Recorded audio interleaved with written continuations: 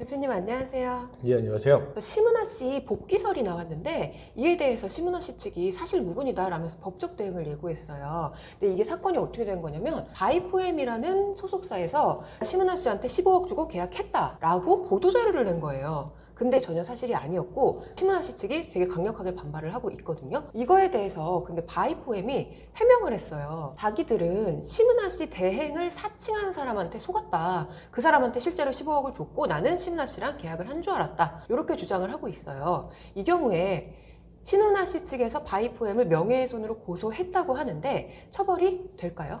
예, 바이포엠의 해명이 만약에 진실이라면 명예훼손죄가 성립한다고 보기 어렵습니다. 명예훼손죄는 명예훼손이 고의가 있어야지만 성립하게 되는데 바이포엠 입장에서는 정말로 심은하를 대신한 대리인과 계약을 체결했다고 생각했기 때문에 명예훼손의 고의가 있다고 보기 어렵습니다. 명예훼손죄에 성립하지 않는다고 봐야 되겠죠. 그렇다면 요 심은하 씨 대행을 사칭한 A씨 사실은 내가 도장도 위조했고 그래서 허위로 계약서를 만들었다 이런 내용을 좀 인정을 했나 봐요. 그렇다면 이 사람은 어떤 처벌을 받게 되나요? 심은하의 도장을 위조해가지고 허위 계약서를 만들어서 사용을 했다면 사인장 위조죄, 사문서 위조죄 그리고 이런 것들을 행사했다면 위조 사인장이나 위조 사문서 행사죄 등이 성립하게 될 것입니다. 네, 이렇게 며칠 안 돼서 다 드러날 일을 왜 그런 거짓말을 했고 사기를 쳤는지 굉장히 의문스럽습니다. 사기죄는 성립을 안 할까요?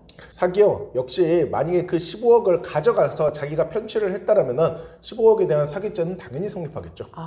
그런데 여기서 지상욱 씨, 심은하 씨 남편이죠. 이 바이포엠이 투자를 유치하려고 심은하 씨를 팔아먹었다. 이런 식의 의혹을 제기를 했어요. 만약에 심은하 씨를 내세워서 투자를 받았다. 이거에 대해서는 사기죄가 되거나 아니면 민사상으로 배상을 해야 되는지 좀 궁금합니다. 바이포엠이 만약에 처음부터 심은하와 계약이 체결되어 있지 않는 것을 알면서도 심은하를 내세워가지고 돈을 받았다라면 당연히 이 부분에 대해서는 사기죄가 성립할 것이고, 만약에 바이포엠이 실제 계약을 체결했다라고 생각을 해서 투자 유치를 받았다 하더라도 실제 그런 사실은 없었잖아요. 그러면은 사기죄가 성립하지 않는다 하더라도 그 투자 유치 받은 부분에 대해서 민사 불법행위, 과실로 인한 민사 불법행위나 그에 따른 배상 책임을 민사적으로 지게 될 가능성은 당연히 있습니다. 바이포엠의 해명이 거짓말일 경우가 있을 수 있잖아요. 그렇다면 이 바이포엠이 그때도 명예훼손 처벌이 안 되는지 궁금해요. 왜냐하면 심은하 씨가 바이포엠이랑 계약했다 이 사실 자체가 사회적 가치를 훼손하는 명예훼손이다 이렇게 볼 수 있는지가 또 궁금하거든요.